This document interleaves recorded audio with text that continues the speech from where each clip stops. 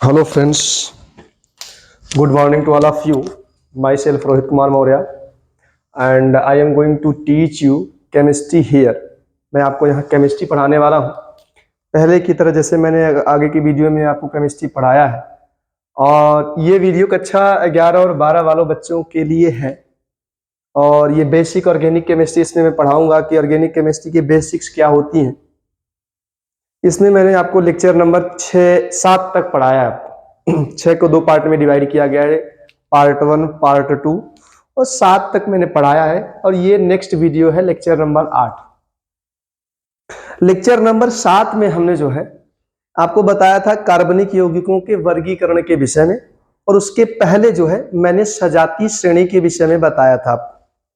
ठीक है, तो मैं उसके आगे बढ़ता हूं। कार्बनिक यौगिकों का जो वर्गीकरण है मैंने आपको पढ़ाया है, आपने समझा भी होगा कि जो कार्बनिक यौगिक हैं उनको 2 कैटेगरी में बांटा गया है।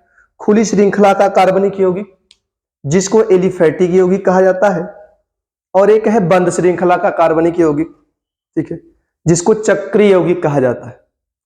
खुली श्रृंखला वाले जो खुली श्रृंखला के कार्बनिक यौगिक है वो सीधी श्रृंखला वाले हो सकते हैं, स्ट्रेट चेन हो सकते हैं, या शाखाएं वगैरह भी हो सकते हैं, शाखित भी हो सकते हैं। उसके बाद अगर हम बात करें चक्री वाले में, तो चक्री को 2 कैटेगरी में बांटा गया है, एलिसाइक्लिक, एरोमेटिक। एलिसाइक्लिक कंपाउंड भी देखो, ऐसे यौगिक जो एरोमेटिक नहीं होते हैं वो एलिसाइक्लिक होते हैं। अब वही पहचानना कि कौन से यौगिक एरोमेटिक हैं और कौन नहीं है। अगर जो भी यौगिक एरोमेटिक नहीं है उनको आप एलिसाइक्लिक नाम दीजिए। मैं आपको एरोमेटिक यौगिकों की पहचान के तरीके कल मैंने बताया था, कुछ तरीका मैंने बताया था, पहचान लिया, ठीक है। हकल्स नियम बताया था ना, कुछ तरीका बताया गया है कि आप उससे पहचान लें। मैं आज फिर इसको रिपीट करने का प्रयास करता हूं। देखो, एलिसाइक्लिक यौगिक क्या है कि वे चक्रीय यौगिक, बंद श्रृंखला वाले यौगिक जो एरोमेटिक नहीं होते उन्हें एलिसाइक्लिक कहा जाता है। आपके मुख्य फोकस आपका होना चाहिए एरोमेटिक कैसे पहचान लो, बस। अब देखो, जो एरोमेटिक यौगिक है उनको 3 कैटेगरी में बांटा गया, बेंजीनॉइड, एक है नॉन बेंजीनॉइड, एक है विषम चक्रीय। एरोमेटिक रहेंगे। विषम चक्रीय का मतलब यह होता है कि बंद श्रृंखला में कार्बन के अलावा ऑक्सीजन, नाइट्रोजन, ये सब परमाणु भी अगर आ जाए बंद श्रृंखला के अंदर, तो आप उन्हें क्या नाम देंगे? आप नाम देंगे एरोमेटिक। और एरोमेटिक है ही विषम चक्री। एरोमेटिक है अगर उसमें जो है बंद श्रृंखला में ये सब आ गया, विषम परमाणु वगैरह आ गए हैं, तो उन्हें आप क्या नाम देंगे? ये विषम चक्री है। ये भी विषम चक्री होता है, बस ये एरोमेटिक नहीं होता। इसमें भी अगर बंद श्रृंखला में ऑक्सीजन वगैरह आ जाए तो आप क्या नाम देंगे? हाँ, कि ये भी विषम चक्री है। मुझे ज्यादा फोकस यहां करना है। सबसे पहले आपको समझना है बेंजीन क्या होता है। मैं तरीका बताऊंगा। बेंजीनॉइड का मतलब जब वे एरोमेटिक यौगिक जिनमें बेंजीन रिंग का मतलब बंद श्रृंखला। अब आपको बेंजीन पहचानना है। आप ये समझे कि बेंजीन क्या होता है? 6 कार्बन का रिंग होता है। 6 कार्बन का क्या होती है? बंद श्रृंखला होती है। इसमें क्या होते हैं? डबल बॉन्ड, एक के बाद एक, उसको बोलते हैं एकांतर क्रम में पाए जाते हैं। बेंजीन क्या होती है? 6 कार्बन की बंद श्रृंखला होती है जिसमें डबल बॉन्ड एकांतर क्रम में पाए जाते हैं, एक के बाद एक। जैसे यहां लगा दूं मैं, तो इसको छोड़ के यहां लगा दें, इसको छोड़ के यहां लगा दें। और ऐसा कोई बात नहीं, आप यहां भी लगा सकते हैं, जिससे आपका मन कहे।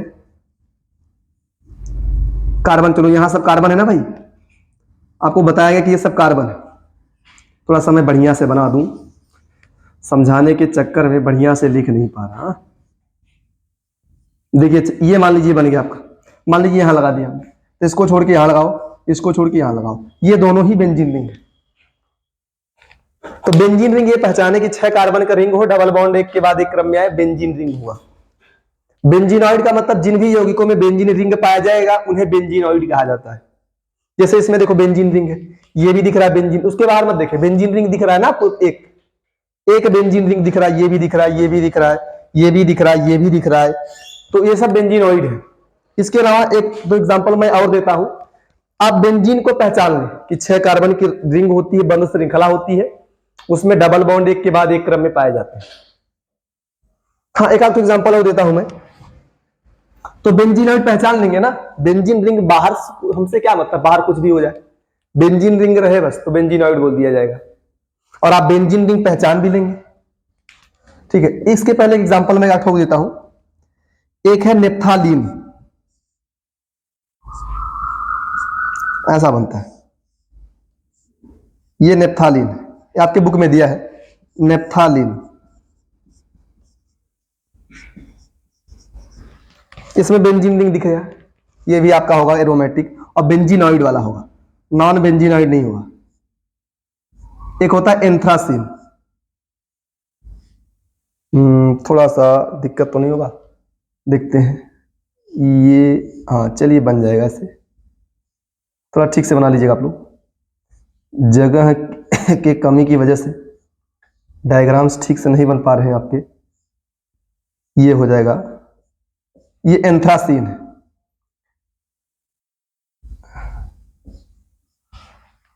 ये है क्या, एंथ्रासीन।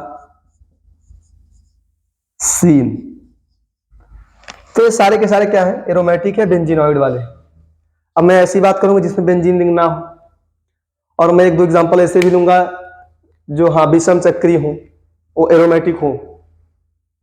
आप ये पहचान लो कि बेंजीन खुद एरोमेटिक है, और बेंजीन में अगर बेंजीन रिंग किसी में आ जाए तो उसको बोलते हैं बेंजीन का व्युत्पन्न। ये सारे के सारे बेंजीन के व्युत्पन्न है, ये भी क्या होते हैं, एरोमेटिक।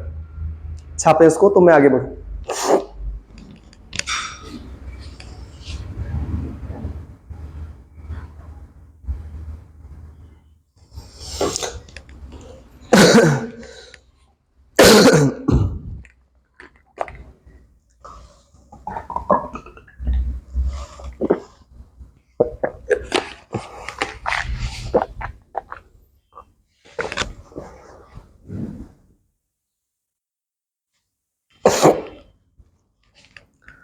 हो गया आपका,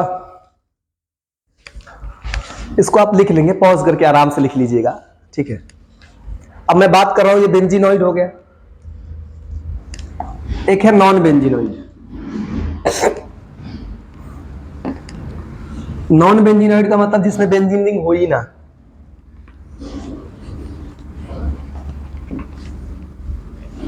आप आराम से लिखिएगा, ठीक है। देखिए, आप लोगों ने बेंजीनॉइड के विषय में जान लिया कि जब बेंजीन रिंग हो। नॉन बेंजीनॉइड क्या होते हैं, ये भी एरोमेटिक यौगिक होते हैं, लेकिन ये कैसे होते हैं, हाँ इसमें बेंजीन रिंग नहीं पाया जाता, इनमें जो है बेंजीन रिंग नहीं पाया जाता। ये एक बेंजीन रिंग थोड़ा ही है। बेंजीन रिंग क्या होता है, 6 कार्बन की रिंग होती है, और उसमें डबल बॉन्ड एक के बाद एक क्रम में पाए जाते हैं, ठीक है। तो देखिए आप, ये बेंजीन नहीं है, क्यों, क्योंकि इसमें कार्बन देखें 1 2 3 4 5 6 7 नहीं है, इसका नाम ट्रोफोन है। आप पहचानना सीखो बस, ये बेंजीन रिंग नहीं है, लेकिन अंदर 6 इलेक्ट्रॉन की वजह से, 6 पाई इलेक्ट्रॉन पाए जाने की वजह से आप निकाल सकते हैं हेकल का नियम, हकल का नियम, 4n + 2 = 6 हो जाएगा। घटाएंगे क्या होगा, 4n = क्या हो जाएगा, 4 हो जाएगा, n का वैल्यू 1। तो मैंने बताया था तरीका ना आपको, भाई बताया था कि आप n का मान निकाले 0 1 2 3 ऐसे आ जाए, तो आप उसे क्या मानिएगा कि ये एरोमेटिक है। अब बेंजीनॉइड भी हो सकता है, नॉन बेंजीनॉइड भी हो सकता है, विषम चक्री भी हो सकता है, ठीक है। तो ये है, और इसका निकाले आप तो 2 आएगा, 2 - 2 0, n का वैल्यू 0 आएगा, तो 0 भी क्या होता है, एरोमेटिक होता है। इसका देखें, अभी मैं बताऊंगा, आप एक कंफ्यूजन में होंगे कि भाई ये एरोमेटिक क्यों नहीं है।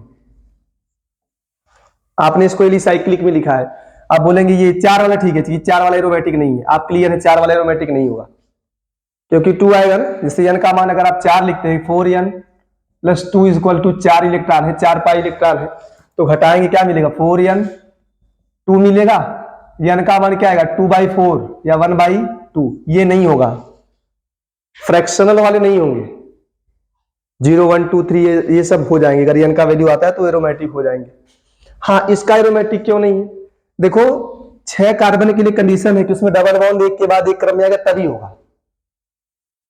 6 कार्बन के लिए मतलब कि एरोमेटिक होने के लिए 6 कार्बन अगर है, ये भी एरोमेटिक, उसमें क्या है, ये भी एरोमेटिक नहीं होगा आपका। 6 5 कार्बन वाले का एक बार डबल बॉन्ड आता है तो नहीं होते। 2 आने पर भी देखा जाता है कि दो आ जाए तो भी हो सकते हैं, नहीं भी हो सकते हैं। जैसे देखिए 5 कार्बन है, डबल बॉन्ड आया है, लेकिन एक लोन पेयर की वजह से एरोमेटिक हो गया है। अगर यही लोन पेयर के स्थान में प्लस आ जाए तो एरोमेटिक नहीं होगा, क्योंकि आप निकाल लेंगे ना 4 पाई इलेक्ट्रॉन होंगे तो नहीं ना होगा। तो थोड़ा सा आपको समझ के रखना है, हाँ, प्लस आने पर नहीं होगा।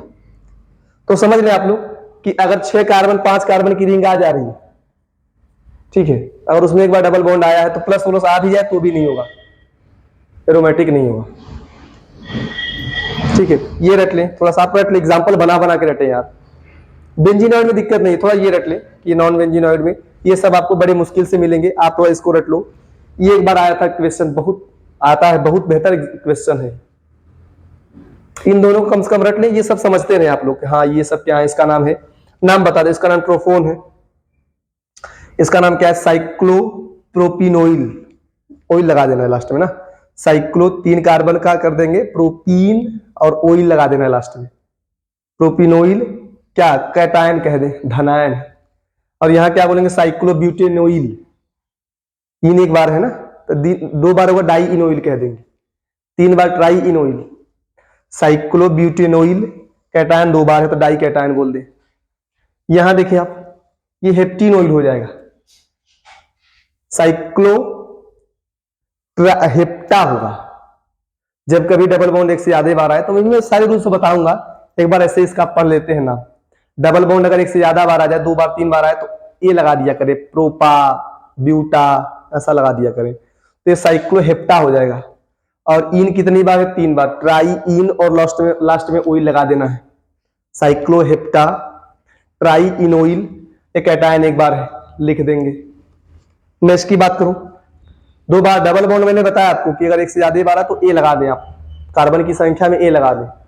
साइक्लोपेंटा, ये इन कितनी बार है, 2 बार, तो डाई इनोइल। और ये एनायन है, रेडायन के लिए एनायन होगा। मैं इसकी बात करूं, कितने कार्बन, 8, साइक्लोऑक्टा, इन 3 बार है, ट्राई इनोइल, साइक्लोऑक्टा ट्राई इनोइल डाई कैटायन। यहां क्या होगा, साइक्लोऑक्टा ट्राई इनोइल डाई एनायन। फटाफट इतना लिखे तो मैं आगे बढ़ूं।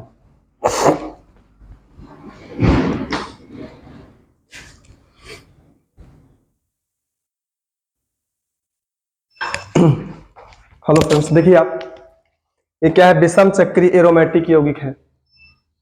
विषम चक्रीय एरोमेटिक यौगिक क्या होते हैं कि जिनमें बंध श्रृंखला में कार्बन के अलावा विषम परमाणु जैसे ऑक्सीजन, नाइट्रोजन, सल्फर ये सब आ जाए, यौगिक रहे एरोमेटिक, लेकिन उनमें जो है बंध श्रृंखला में ये सब आ जाए, तो उन्हें आप क्या नाम देंगे, विषम चक्रीय एरोमेटिक यौगिक। इसका एग्जाम्पल है पिरीडीन है। पिरीडीन में क्या देखिए, कुल मिला के 6, मतलब इसमें सदस्यों की संख्या 6000 लीजिए आप। ये भी एक सदस्य मानते हैं, रिंग का एक सदस्य है, लेकिन नाइट्रोजन में बात अलग है, कार्बन नहीं है। 5 कार्बन है और 1 नाइट्रोजन है, कुल मिला के 6 सदस्य हैं। आपसे कोई पूछते कि इसमें कितने सदस्य हैं, तो आप मानेंगे 6 सदस्य। हाँ, बात अलग है कि नाइट्रोजन 5 कार्बन है, इसमें कितने सदस्य हैं, 5, जिसमें से 4 कार्बन है 1 ऑक्सीजन है। इसमें भी 5 सदस्य हैं, जिसमें से क्या है, 4 कार्बन है 1 सल्फर है। इसमें क्या है ना, देखिए double bond double bond double bond हो जाएंगे 6 इलेक्ट्रॉन। ये जो लोन पेयर है ना, ये रिंग के बाहर है, रिंग के बाहर होने की वजह से इसको 2 नहीं तो 8 कर लेते हैं, ठीक है।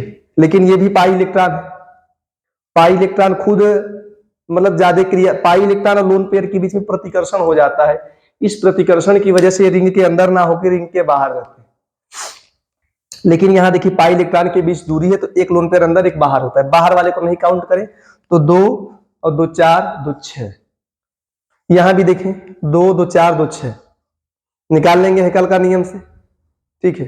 क्या होंगे ये सब होंगे एरोमेटिक, है ना। फटाफट छाप लीजिए आप।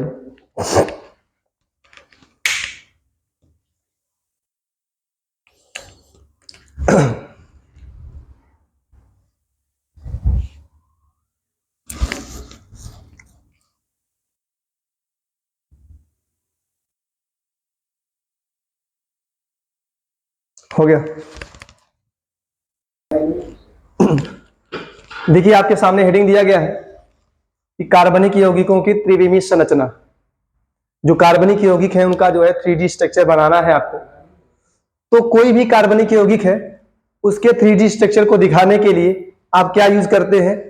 आप यूज करते हैं wedge dash line, wedge dash रेखा का उपयोग करते हैं आप, जिसमें जो वेज रेखा होता है उसको सॉलिड लाइन ठोस रेखा से दिखाते हैं जैसा कि यहां दिखाया गया है, और जो डैश रेखा होता है उसको कटी रेखाओं से दिखाया जाता है। अगर कोई भी कार्बनिक यौगिक है उसका 3D स्ट्रक्चर दिखाना है तो उसको जो है कैसे दिखाएंगे? उसको दिखाने के लिए आपको ये यूज करना है, वेज डैश रेखा का उपयोग करना है, जिसमें जो है वेज रेखा को ठोस लाइन से दिखाते हैं, ठोस रेखा से दिखाते हैं वेज सूत्र को, और डैश सूत्र को आप किससे दिखाते हैं? कटी रेखाओं से दिखाते हैं। ध्यान दें आप, जो वेज रेखा होता है भाई ठोस किसे दिखाना है और डॉटेड किसे दिखाना है, कटी रेखाएं किसे दिखाना है। मान लीजिए आपके सामने कार्बनिक यौगिक है, मैं इसका एग्जांपल लेता हूं। ऐसे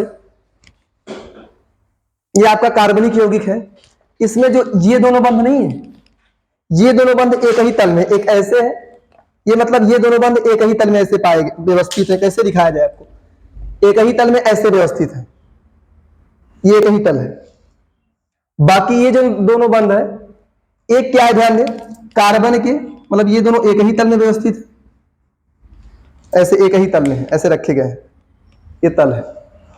और ये दोनों जो बंध है इसमें से एक बंध अंदर की तरफ है और एक बंध बाहर की तरफ है। या ऐसा समझे आप कि मान लीजिए आप देखने जा रहे हैं, तो अगर आप इधर से गए, इधर से सामने की तरफ से गए, तो ये वाला बंध आपको सामने की तरफ नजर आएगा और वो वाला बंध पीछे की तरफ नजर आएगा। तो आप दर्शक हैं, जो देख रहा है वो दर्शक है। जो दर्शक की ओर हो और वो दर्शक से दूर है, जो दर्शक की ओर होगा उसको ठोस रेखा से दिखाना है, और जो दर्शक से दूर होगा उसको कैसे दिखाना है? हाँ, डैश से, कटी रेखाओं से दिखाना है। अगर आप उस तरफ से देखने जा रहे हैं तो यही पैटर्न उल्टा हो जाएगा कि वो आपके सामने पड़ेगा, ये दूर पड़ेगा। तो उसको वाले को कहां दिखाना है? हाँ, सॉलिड लाइन से दिखाना है, ठोस रेखा से दिखाना है। और पीछे वाले को कैसे दिखाना है? कटी रेखाओं से दिखाना है। तो इसको आप दिखा नहीं सकते, यहां कैसे करेंगे? तो समझे आप लोग? तो 3D का मतलब यही होता है, एक बाहर हो जाता है, एक अंदर एक बाहर। अगर तीन बंद मान लीजिए ऐसे हो, देखिए ध्यान से देखिए, अगर आपके, मैं ऐसा मानता हूं ये बंद है, इसको आप चाहे तो एक तल में लगा सकते हैं। एक ऐसा, ध्यान दें, दो बंद ऐसा रहेगा और एक ऊपर लगा रहेगा, तीनों को आप एक ही तल में व्यवस्थित कर सकते हैं, वो 2D होगा। लेकिन यहां 3D की बात की है, एक ऐसे ये दोनों बंद एक ही तल में, बाकी एक इधर बाहर निकला हुआ है और एक कहां निकला हुआ है? अंदर की तरफ गया है। जो बाहर निकला है वो दर्शक की ओर है, जो अंदर गया है वो दर्शक से दूर। ठीक है, इसको छापिए। अब इसके बाद मैं बात करूं कार्बनिक यौगिकों के नामकरण के विषय में।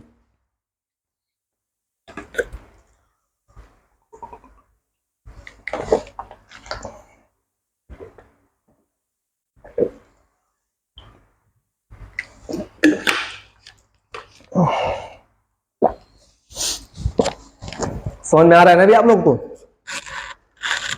चलिए, प्रॉब्लम नहीं होना चाहिए, बस समझना है यार कि इसको छापा हो, समझ लो कि किसी भी कार्बनिक यौगिक का 3D स्ट्रक्चर दिखाना हो तो वही डैश रेखा होती है और सॉलिड रेखा होती है।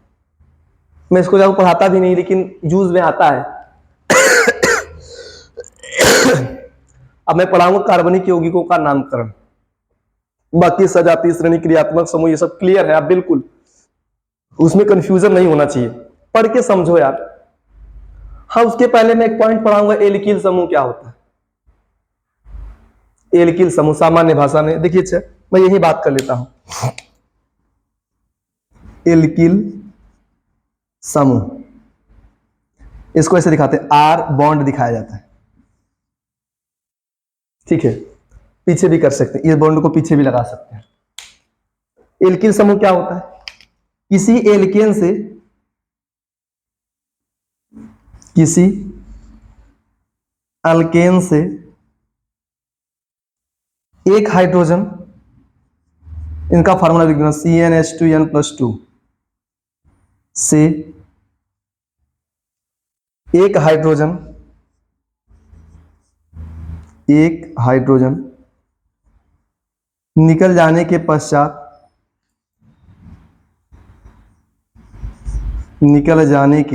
पश्चात शेष समूह को, जो बचा हुआ समूह होगा, क्या कहा जाता है? समूह को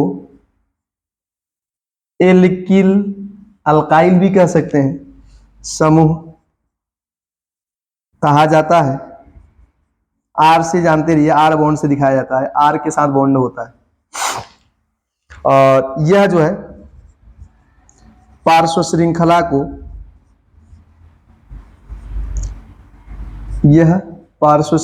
को, प्रदर्शित करता है। एल्किल समूह हमेशा किसे दिखाता है? पार्श्व श्रृंखला को प्रदर्शित करता है। ठीक है, किसी एल्केन से एक हाइड्रोजन बोलते हैं। चलिए ठीक है, एक सामान्य केस में एक ही होता है। मैं भी इसका जो है लिखवा दे रहा हूं फॉर्मेलिटी के लिए, ज्यादा इसका यूज नहीं है। हाँ, अब कोई बोले एल्किल समूह का फार्मूला क्या होगा? तो एक H कम हुआ ना, तो इसका फार्मूला बनना चाहिए CnH2n+1। ये एल्किल समूह का फार्मूला होगा, लेकिन ज्यादा फोकस नहीं करना। एक कम करेंगे भाई, दो था वहां, एक ही कर दो।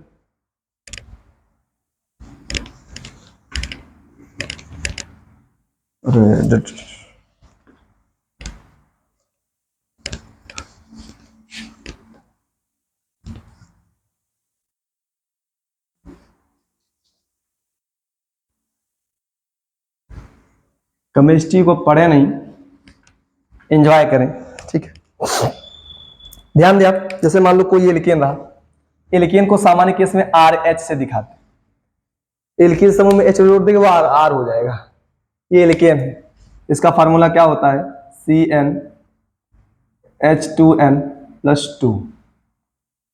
अगर इसमें से मैं एक H माइनस कर दूं, निकाल दूं, एक H माइनस कर दूं मैं, तो आपको मिलेगा R बॉन्ड रहेगा।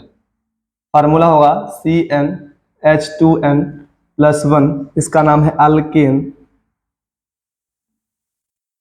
और उसका नाम क्या है? अल्काइल समूह, अल्काइल ग्रुप कह दूं मैं। अंग्रेजी थोड़ा पढ़ लें आप, अंग्रेजी से क्या आपका बहुत कुछ नुकसान नहीं हो जाएगा। ध्यान दें आप, जैसे मान लो कोई CH4 मेथेन हो जाए, ये आपका मेथेन, मेथेन से अगर एक H निकाल दूं तो बनेगा आपका CH3 बॉन्ड रहेगा, H निकल रहा है, ये बॉन्ड नहीं, ये माइनस है, इसका नाम होगा मेथिल समूह। माइनस का मतलब निकलना, प्लस का मतलब जुड़ना। अगर यही कोई साइन नहीं होता, प्लस मानते हैं, और प्लस का मतलब उसमें जुड़ रहा है, मेथिल समूह। अगर यहां एथीन होता, C2H6 एथेन होता, एक H निकालने के बाद क्या बचता? C2H5 एथिल समूह। अगर आपका ये प्रोपेन होता, C3H8 प्रोपेन होता,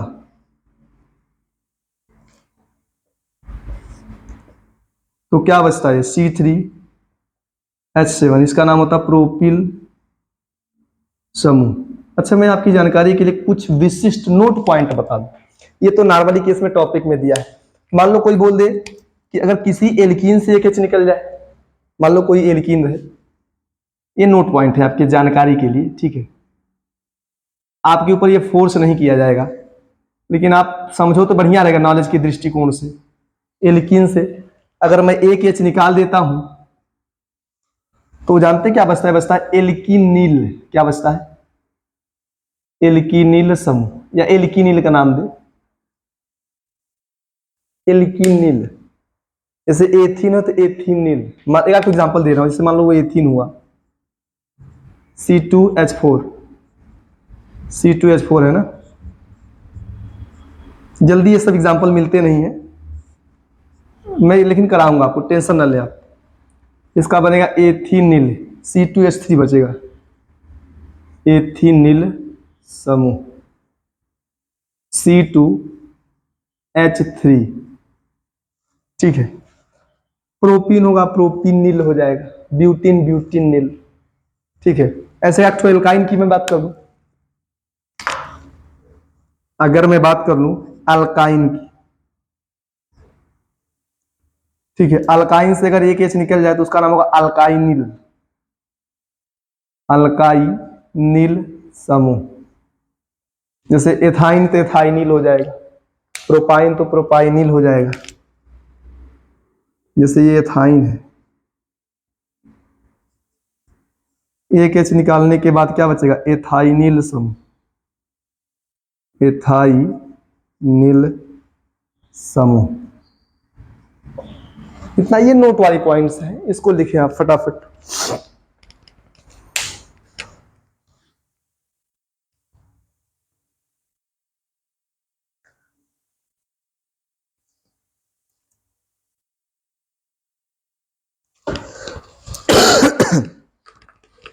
इसको पढ़ाने के बाद मैं पढ़ाऊंगा कार्बनिक यौगिकों के नामकरण के विषय में, बढ़िया जानकारी दिया जाएगा।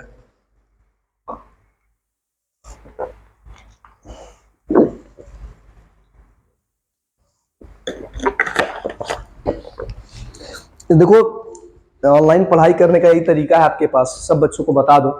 जो ऑनलाइन पढ़ने में भी आप, दिक्कत यही यूपी बोर्ड वालों के लिए है, और यूपी बोर्ड वाले बच्चे जो होते हैं ना, वो अभी ऑनलाइन पढ़ाई के दृष्टिकोण से बहुत पीछे चल रहे हैं। उनको बताना पड़े कैसे पढ़े। तो मैं बता दे रहा हूं कि फर्स्ट टाइम जो स्टडी करने का तरीका होता है ऑनलाइन, जैसे मैं पढ़ा रहा हूं, मैंने हेडिंग्स कर दिए, आप वीडियो को पॉज करके लिख लो, फिर इसे पॉज करके पढ़ते रहिए, लिखते रहिए, पढ़ते रहिए, लिखते रहिए, पढ़ते रहिए, लिखते रहिए। अगर प्रॉब्लम आ रही, वीडियो को फिर 10-5 सेकेंड के लिए इधर करके फिर से सुने। एक बार ये हुआ, ये ऐसे करके पढ़ना है, समय खर्च होगा लेकिन आएगा ना। ऐसा नहीं कि मनमानी थोपा जा रहा है क्या पढ़ने के लिए, नहीं, आपका इंटरेस्ट होना चाहिए। यहाँ काहे नहीं आ रहा है बताइए। और वो पढ़ने के बाद नेक्स्ट स्टेप क्या होगा, मान लीजिए फिर भी आपको रिवाइज करना, फास्ट रिवीजन, तो वीडियोज को ऐसे देख लो। ये पढ़ाई का तरीका होता है ऑनलाइन। कम से कम 2 बार पढ़े, और टीचर पढ़ा रहा है 2 बार। ऑफलाइन पढ़ते हैं टीचर 2 बार नहीं पढ़ाता, 1 बार पढ़ा के चल देता है। ठीक है, तो ये आपके लिए एडवांटेज भी है। ठीक है, लिखें आप।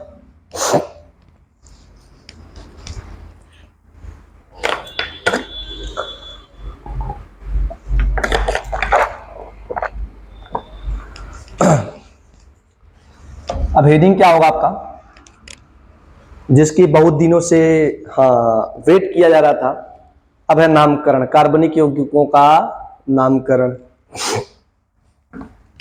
तो आप कार्बनिक यौगिक तो पहचान लेंगे, बिल्कुल कोई प्रॉब्लम नहीं होना चाहिए। ठीक है।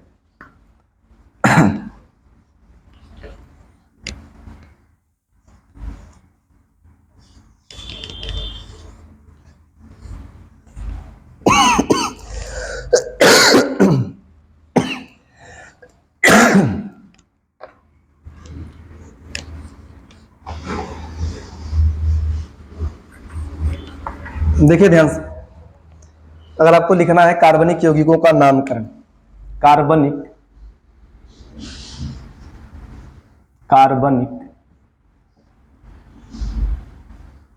यौगिकों का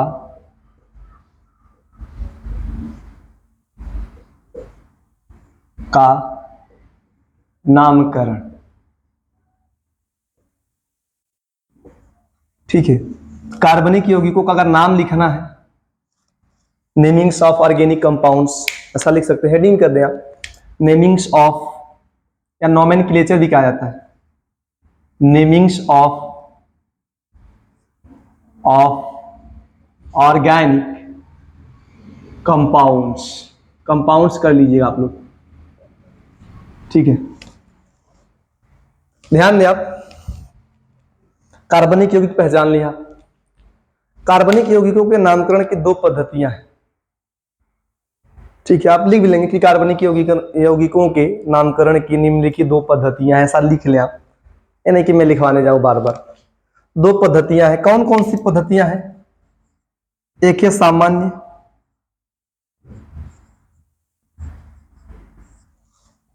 या त्रिविम पद्धति।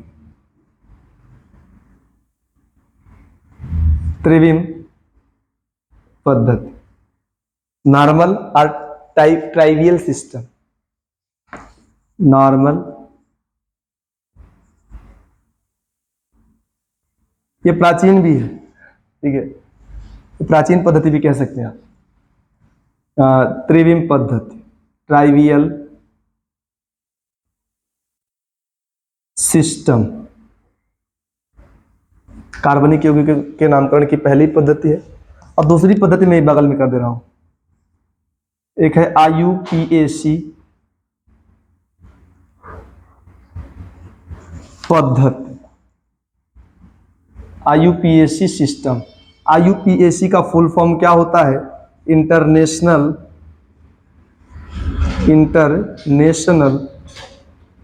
Union of pure and applied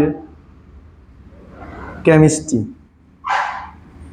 international union of pure and applied chemistry. देखो इसमें जो पहला है ना, पहला हेडिंग कर लेंगे आप कि सामान्य या त्रिविम पद्धति। इसमें लिख भी लेंगे आप कि यह लिख दे रहा हूं मैं, यह कार्बनिक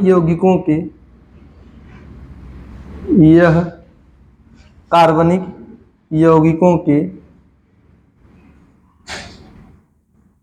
के नामकरण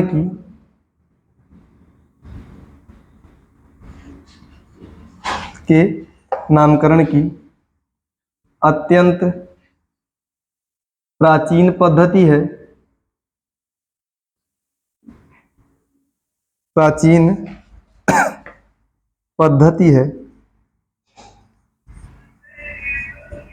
इस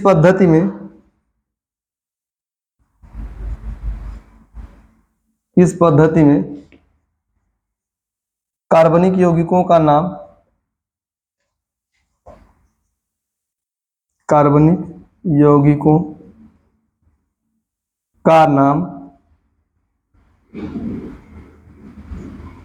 उनके स्रोत कि कहां से वो प्राप्त हो रहे हैं, उनके स्रोत, यहां से 10 वाले बच्चे भी पढ़ सकते हैं, स्रोत अथवा कुछ विशिष्ट गुणों के आधार पर,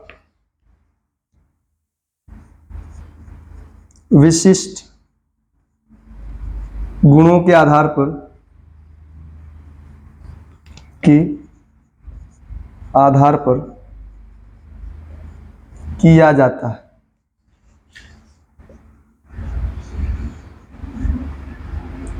आप इसको रटेंगे नहीं यार, ये तो मैं लिखा रहा, यूपी बोर्ड वाले बच्चे हैं ना आप लोग, तो लिखवाना पड़ता है। हाँ, कि यह कार्बनिक यौगिकों के नामकरण की बहुत प्राचीन पद्धति है। इस पद्धति में कार्बनिक यौगिकों का नाम जो है उनके स्रोत के आधार पर कि कहां से मिल रहे हैं, या कोई विशेष गुण देख ले कि कौन सा गुण है, उसी के आधार पर उसका नाम दे दिया जाता है। एग्जाम्पल देखा जाए, मान लीजिए एग्जाम्पल जो है आपका ना, मेथेन जानते हैं? उदाहरण के लिए कौन कौन सा एग्जाम्पल हम लेंगे? मेथेन को, ये देखो इसमें कोई बहुत विशेष नियम नहीं है। एक इस पद्धति में कार्बनिक यौगिकों के नामकरण का बहुत विशेष नियम नहीं, थोड़ा बहुत नियम है लेकिन बहुत विशिष्ट नियम नहीं है। जैसा कि IUPAC में नियम है वैसा नियम इसमें नहीं है। इसमें जहां से प्राप्त हुआ उसके आधार पे कर देंगे, या खोजकर्ता अपने नाम के आधार पे कर सकता है इसका नाम, ठीक है। उदाहरण के लिए मेथेन CH4 को मार्स गैस कहा जाता है मेथेन को, रटे रहिए आप लोग, मार्स गैस कहा जाता है, कहा जाता है क्योंकि यह दलदली स्थानों,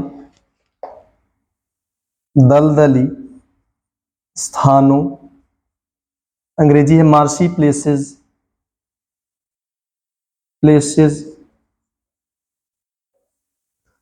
से प्राप्त होता है या पर प्राप्त होता है। तो ये दलदली स्थानों पर पाया गया, इसलिए इसका नाम क्या रख दिया गया, मार्स गैस।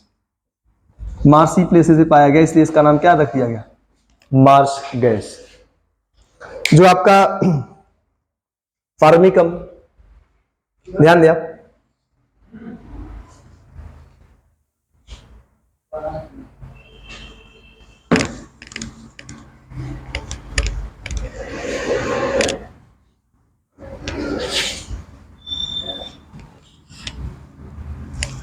ध्यान दीजिए आप,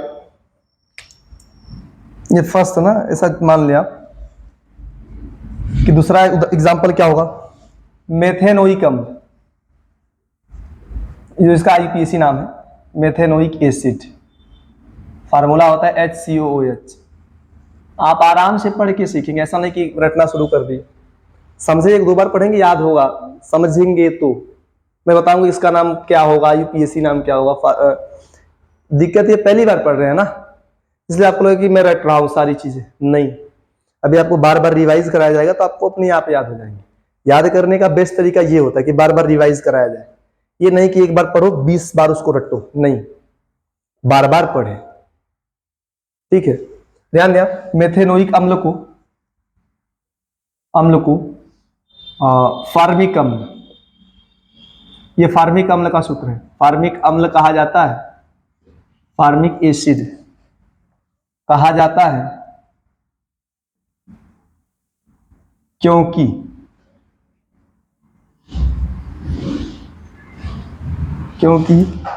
यह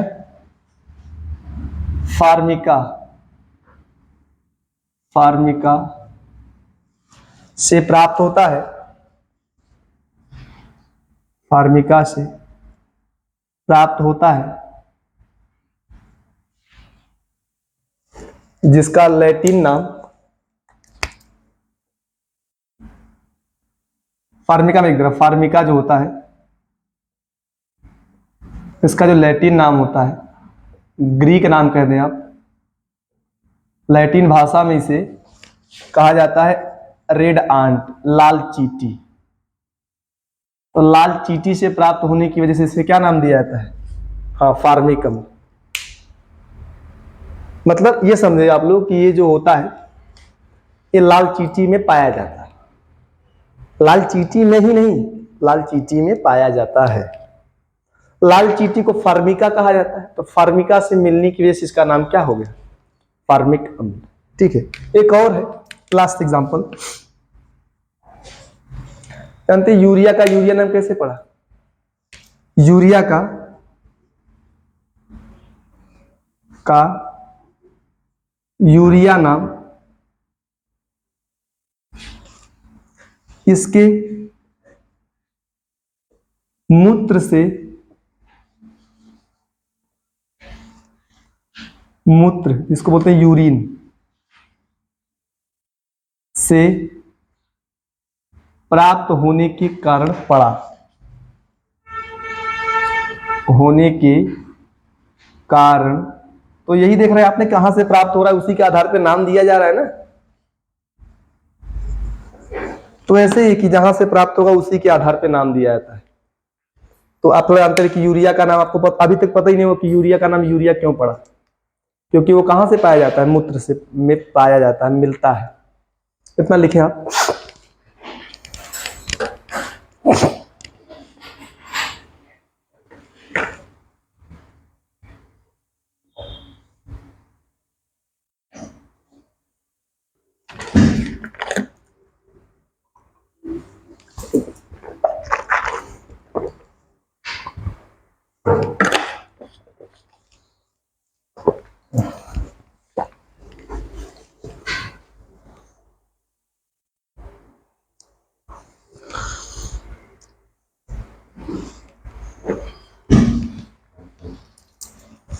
इसको मिटा दो, आप पॉज करके वीडियो लिख लीजिएगा, ठीक है।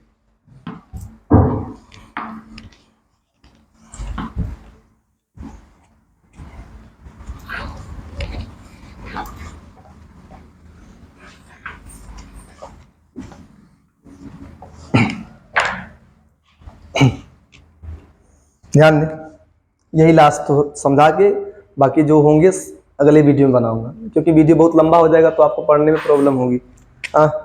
अगला है कार्बनिक यौगिकों के नामकरण की, कार्बनिक यौगिकों के नामकरण की, नामकरण की IUPAC पद्धति, IUPAC पद्धति। तो ध्यान दें, अगर कार्बनिक यौगिकों का नाम इस पद्धति से लिखना हो तो क्या लिखेंगे? इस पद्धति से कार्बनिक यौगिकों का नामकरण, या इस पद्धति में लिखिए, इस पद्धति में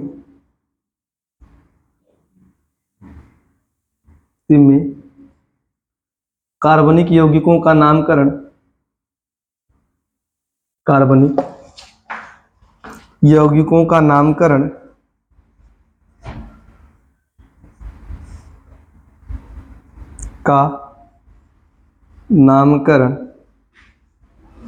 कुछ विशिष्ट नियमों के आधार पर,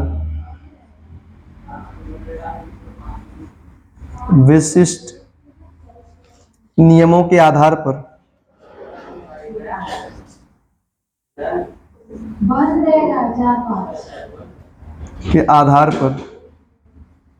किया जाता है।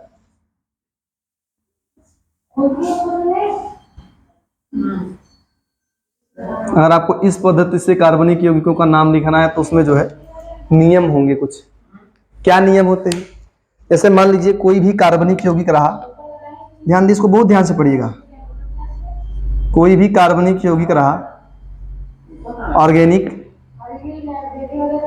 कंपाउंड्स अगर हैं,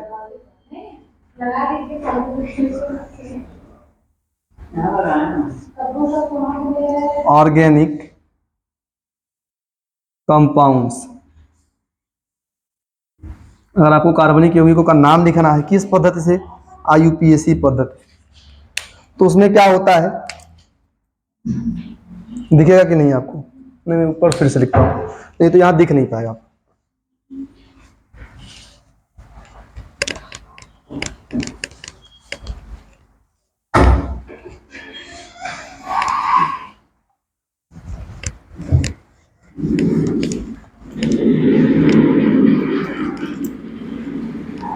ध्यान दें आप, यदि पूरा लिख लीजिएगा, यदि कार्बनिक यौगिक दिए हों, कार्बनिक यौगिक दिए हों, ऑर्गेनिक कंपाउंड्स आपके पास हों, और उनका क्या लिखना हो आपको? IUPAC नाम।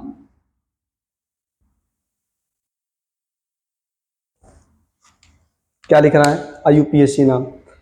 तो क्या करेंगे, अगर IUPAC नाम लिखना है, इसको मिटा दीजिएगा ये वाला लाइंस, IUPAC नाम। तो सबसे पहले क्या करेंगे आप कि कार्बनिक यौगिकों के नाम को आप 3 कैटेगरी में बांटेंगे। किसमें? पूर्वलग्न, पूर्वलग्न, प्रीफिक्स, फिर किसमें? मूलाक्षर, मूलाक्षर या मूल शब्द कह दें आप, जो भी कहना है, मूलाक्षर या मूल शब्द। इसके बाद क्या लिखना है? इसका बोलते हैं वर्ड रूट या रूट वर्ड, इसको रूट वर्ड बोलिए, रूट वर्ड या वर्ड, मूलाक्षर या मूल शब्द, ठीक है, रूट वर्ड या वर्ड रूट। जो भी कह दें सब सही है। इसके बाद क्या है, अनुलग्न। अनुलग्न सफिक्स।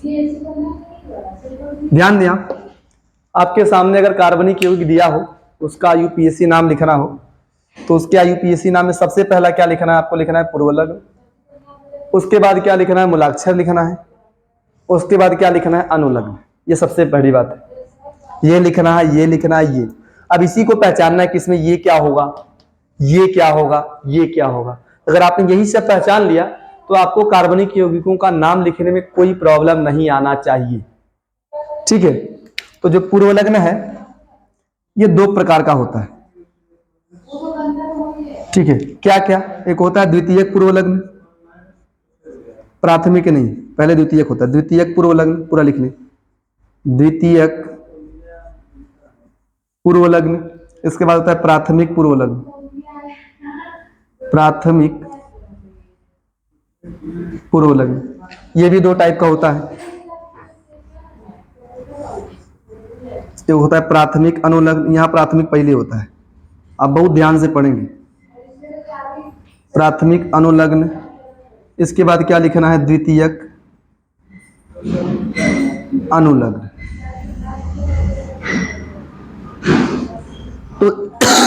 तो ध्यान दें, आईयूपीएसी नाम का हिस्सा क्या होता है, वही मैं लिख रहा हूं ब्रैकेट में।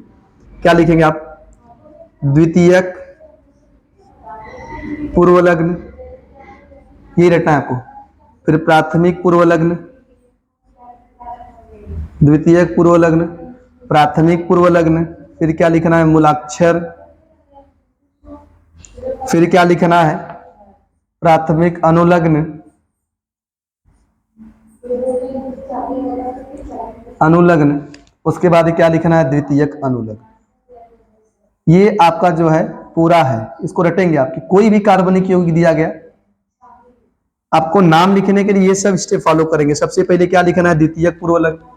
उसके बाद क्या लिखना है, प्राथमिक पूर्वलग्न। उसके बाद क्या लिखना है, मूलाक्षर लिखना है। उसके बाद क्या लिखना है, प्राथमिक अनुलग्न। उसके बाद क्या लिखना है, द्वितीयक अनुलग्न। इतना आप घर में पढ़ते रहिए, बढ़िया से पढ़िए। फिर मैं इसको पहचानना बताऊं कि ये क्या होता है, ये क्या होता है, ये क्या है, ये क्या है। अगर यही पहचान लिया, फिर आईयूपीएसी नाम ने क्या रखा, यही तो लिखना है। पहले पहले इसको रटो के, सबसे पहले इसको, इसके बाद इसको, इसके बाद इसको, इसके बाद इसको, और इसके बाद इसको लिखना है। तो ध्यान दीजिएगा आप लोग। आज मैं जो है वीडियो को यही रोकता हूं।